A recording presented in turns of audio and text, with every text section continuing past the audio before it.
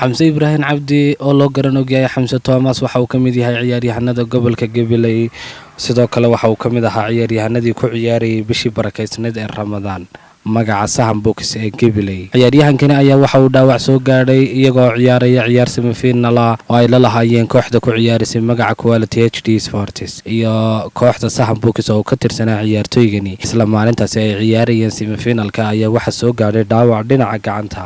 saaka waxa uu hoyga uu ka degan yahay magaalada Gabiley xarunta gobolka Gabiley ku booqday qaar ka mid ah ciyaartoyga oo ka tirsanaa bisha barakeysan ee Ramadaan ee ku ciyaarayay magaca Sahan Box waxaana ugu horeynba halkaasi ka hadlay Xamse Thomas oo faahfaahin ka bixiyay sida uu dhaawacani ku soo gaaray runtii haddaan dhaawacay ka sheekeeyo 30 Ramadaan ciyaar semifinal anagoo ciyaarnaba ayuu dhaawacani soo gaaray marka xagay labada gacmood ka galaan ay laftu ka jabtay xusulka ah runtii nimka aad baan u fiicanahay sidoo kale waxaan aad ugu mahadcelinayaa TV-ga dhalinyarta la shaqeeya Quality HD oo isagu markasta iyo meel kasta joogaanba ku booqda run ahaantii aad baan uga mahadcelinayaa nimada asxaabtay aadka ii soo booqday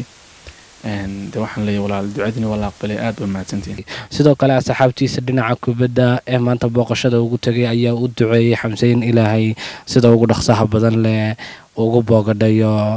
dhaawaca ka soo gaadhay dhinaca gacanta bismillaahir rahmaanir rahiim horta Ilaahay baa maadle xagaas ku keenay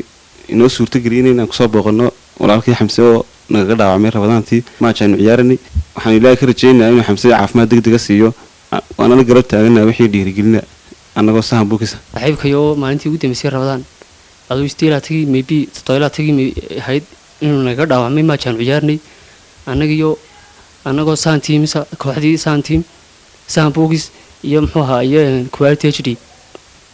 oo naga dhaawacmay maalinta waxaan Ilaahay uga rajaynayaa inuu dhaawac fudud noqdo gacantuna ka jabay waxaan rajaynayaa insha Allah inuu ka soo kabasho degdeg ah ayaan u rajaynayaa insha Allah